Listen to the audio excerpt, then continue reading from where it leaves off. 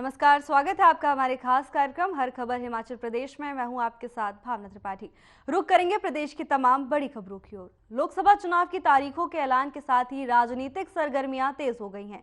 BJP ने 4 में से 2 सीट पर प्रत्याशियों के नाम का ऐलान कर दिया है, जबकि कांग्रेस दिल्ली में प्रत्याशियों के नाम पर चर्चा करेगी। वहीं कांग्रेस प्रदेश अध्यक्ष प्रतिभा सिंह भी सुबह दिल्ली के लिए रवाना हो गई, जबकि सीएम सुक्खू भी दिल्ली में ही मौजूद हैं।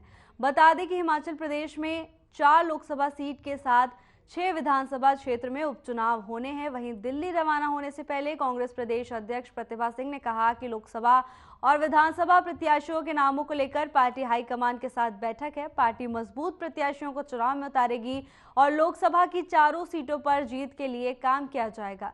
इसके अलावा विधानसभा उपचुनाव में भी कांग्रेस मजबूती से चुनाव मैदान में उतरेगी।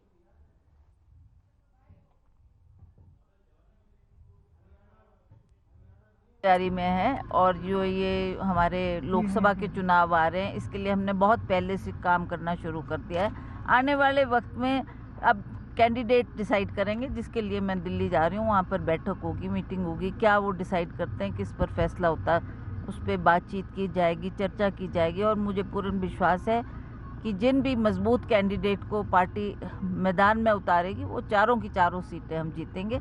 उसके अलावा जो ये बाई इलेक्शन अनाउंस हुआ है, वो भी हमारे लिए बहुत महत्वपूर्ण है। उस पर भी हम लोग कंसंट्रेट करेंगे और इन सीटों को भी अवश्य जीतेंगे। कोई बात नहीं, राजनीति में चुनौतियां भी आती रहती है, ऐसे स्थितियां भी पैदा होती रहती है, उसका सामना हम डट के करेंगे। और मुझे पूर्ण विश्वास है कि कांग्रेस पार्टी ने हिमाचल प्रदेश का बहुत विकास किया है। लोग जानते हैं, मतदाता जानते हैं, और वो आने वाले समय में अवश्य कांग्रेस को सपोर्ट करेंगे और कांग्रेस के कैंडिडेट्स को विजय बनाएंगे। खबर शिमला से है, जहां सुप्रीम कोर्ट से कांग्रेस के बागी 6 विधायकों को राहत नहीं मिली। बताया जा रहा है कि 16 मई को अगली सुनवाई होगी। दरअसल प्रदेश के आयोग ठहराए गए विधायकों के केस की सुनवाई सर्वोच्च न्यायालय में की गई, जहां आयोग ठहराए गए विधायकों के मामले पर सुप्रीम कोर्ट ने हिमाचल प्रदेश के 6 बागी कांग्रेस नेताओं की याचिका पर संबंधित उत्तरदाताओं को नोटिस जारी किया, जिसमें उन्हें अयोग्य ठहराने के विधानसभा अध्यक्ष के फैसले को चुनौती दी गई। वहीं सुप्रीम कोर्ट ने बागी नेताओं को अयोग्य ठहराने के विधानसभा अध्यक्ष के फैसले पर रोक लगाने से इनकार कर दिया और वोट देने या सदन की कार्यवाही में भाग लेने की अनुमति देने से भी इनकार कर दिया गया है।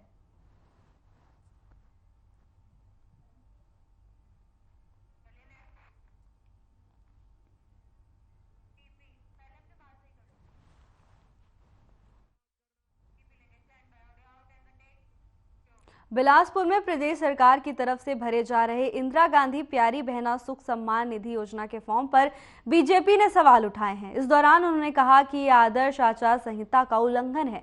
बीजेपी मंडल ने इन फॉर्म को भरने से तुरंत प्रभाव से रोकने के लिए उप मंडलाधिकारी और घुमरावी विधानसभा क्षेत्र के चुनाव अधिकारी को ज्ञापन सौंपा और कहा कि इंदिरा गांधी प्यारी बहना सुख सम्मान निधि योजना के फॉर्म भरे जा रहे हैं, जो आदर्श आचार संहिता का उल्लंघन है, क्योंकि इस फॉर्म पर मुख्यमंत्री और पूर्व प्रधानमंत्री का चित्र प्रकाशित है, जिसके चलते बीजेपी मंडल घुमरावी ने आग्रह किया है कि इन फॉर्म पर रोक लगाई जाए।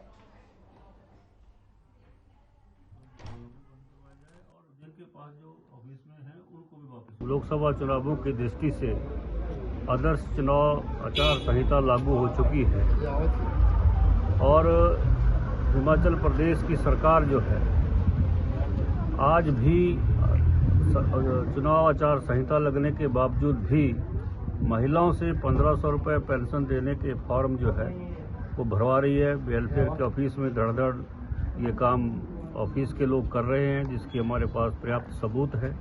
और हमने एसडीएम महोदय को वीडियो भी दिखाई और ज्ञापन भी दिया, जो यहाँ के चुनाव अधिकारी हैं। और हमने मांग की है कि वेलफेयर ऑफिस में तुरंत जितने भी ऐसे फार्म रखे गए हैं वो वापस मंगवाया जाए और दुकानों में भी जो फार्म बेचे जा रहे हैं उनको भी बंद करवाया जाए, क्योंकि आदर्श चुनाव आचार संहिता जो है लग चुकी है। इसमें इस प्रकार की कोई भी कार्रवाई नहीं हो सकती। प्रदेश के स्कूलों में व्यावसायिक शिक्षा पर मंथन को लेकर 2 दिवसीय कार्यशाला का आगाज शिमला के होटल हॉलिडे में किया गया। आपको बता दें कि इस आयोजन के दौरान शिक्षा विभाग में समग्र शिक्षा और स्टार्स परियोजना के संयुक्त तत्वाधान में आयोजित हो रही इस स्टेक होल्डर्स कंसल्टेशन कार्यशाला का शुभारंभ शिक्षा सचिव राकेश कंवर ने किया। कार्यशाला में स्कूलों में चलाई जा रही व्यावसायिक शिक्षा और इसके उद्देश्यों को लेकर मंथन किया जा रहा है। इस दौरान राज्य परियोजना निदेशक समग्र शिक्षा राजेश शर्मा ने बताया कि प्रदेश के सीनियर सेकेंडरी स्कूलों के करीब 95,000 विद्यार्थियों को 16 ट्रेड्स में प्रशिक्षित किया जा रहा है। साथ ही उन्होंने कहा कि वोकेशनल ट्रेनिंग के माध्यम से इंडस्ट्रीज में आवश्यकता के अनुरूप पाठ्यक्रम तैयार करने के चैलेंज सहित अन्य विषयों पर मंथन कर सभी विषयों को सरकार के समक्ष रखा जाएगा।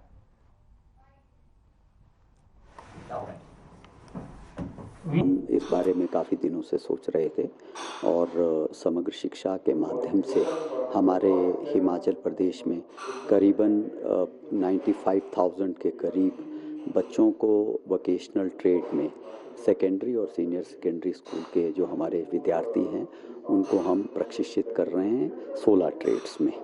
उससे 16 जो ट्रेड्स हैं वो भारत सरकार के NSDC जो नेशनल स्किल डेवलपमेंट कॉरपोरेशन है वहाँ से एफिलिएटेड हैं और इनके लिए जो करिकुलम डिज़ाइन होता है वो NCVT की सहायता से पंडित पैसिव करके एक स्कूल है भोपाल में, वो लोग इसको डिज़ाइन करते हैं।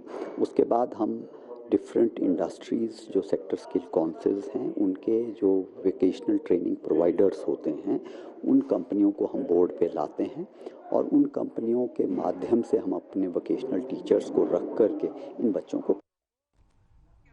हिमालयन गद्दी यूनियन हिमाचल प्रदेश के मुख्य प्रवक्ता रमेश भोला और प्रदेशाध्यक्ष महेंद्र सिंह का बयान सामने आया है, जिसमें उन्होंने कहा कि पूर्व की जयराम सरकार के साथ साथ मौजूदा सुक्खू सरकार के सभी नेताओं और मंत्रियों से लेकर मुख्यमंत्रियों तक भेंट करने और मामला उठाए जाने के बाद केवल जांच ही करवाई, लेकिन यूनियन की मांग गद्दी समुदाय की उपजातियों के साथ गद्दी शब्द जोड़े जाने को लेकर कोई सकारात्मक पहल नहीं हुई। यदि अब भी सत्ता और विपक्ष ने उनकी मांग को पूरा करने की दिशा में कोई कदम नहीं उठाया तो उन्हें मजबूरन लोकसभा और विधानसभा चुनाव में अपने प्रत्याशी उतारने पड़ेंगे, जिसके लिए यूनियन विचार विमर्श कर रही है और लगातार बैठकों का दौर जारी है।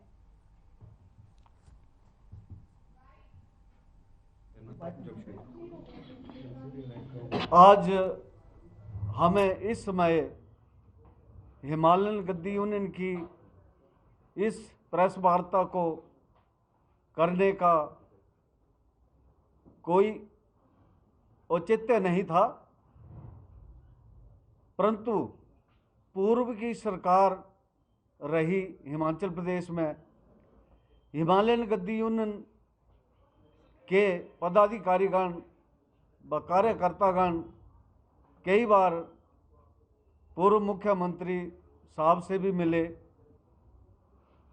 और भरसक प्रयास किए पूर्व मुख्यमंत्री जी ने भी, लेकिन बाद में 20-22 बार मिलने के उपरांत जब मुख्यमंत्री जी ने अपने स्तर पर अपने मंत्रिमंडल में इसकी जांच भी करवाई और जांच में उन्हें ये भी पता चला कि इन लोगों के साथ जो हिमालयन गद्दी यूनियन 6 उपजातियां लड़ रही है और दूसरे गद्दी समुदाय में 5-7 उपजातियां जो है वो लोग इन 6 उपजातियों के बारे में कहीं भी किसी भी मंच पर मदद।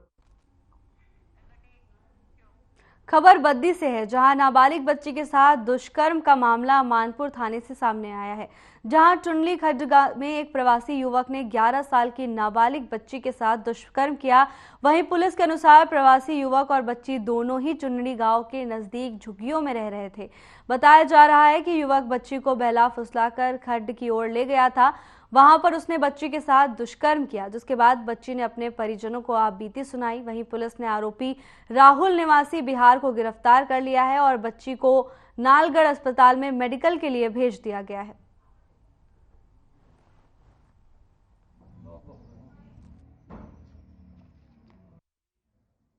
कल दिन को सूचना मिली कि चुनड़ी के पास एक अप्रवासी जो माइनर लड़की है उसके साथ दुष्कर्म हुआ है, जिस पर तुरंत कार्रवाई करते हुए अभियोग पंजीकृत किया तथा जो आरोपी है वो भी अप्रवासी है, उसको भी कल ही गिरफ्तार कर लिया है। आज आरोपी को माननीय अदालत में पेश किया गया।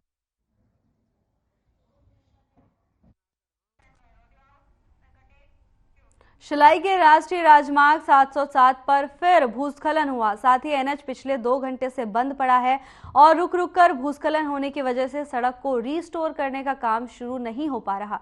वहीं कफोटा के समीप काली खान क्षेत्र में पहाड़ से मलबा सड़क पर आया है। बताया जा रहा है कि यहां गलत कटिंग की वजह से भूस्खलन हुआ है, जिसके बाद भारी मात्रा में चट्टाने और मलबा सड़क पर आ गया। इसके साथ ही सड़क के दोनों तरफ वाहनों की आवाजाही भी प्रभावित हुई, जिसके चलते वाहनों की लंबी कतारें लगी रहीं। वहीं कफोटा के पास काली खान क्षेत्र में भी अचानक पहाड़ दरका और बड़ी मात्रा में मलबा सड़क पर आ गया। गनीमत ये रही कि इस दौरान कोई वाहन या व्यक्ति वहां नहीं था, जिससे बड़ी दुर्घटना टल गई।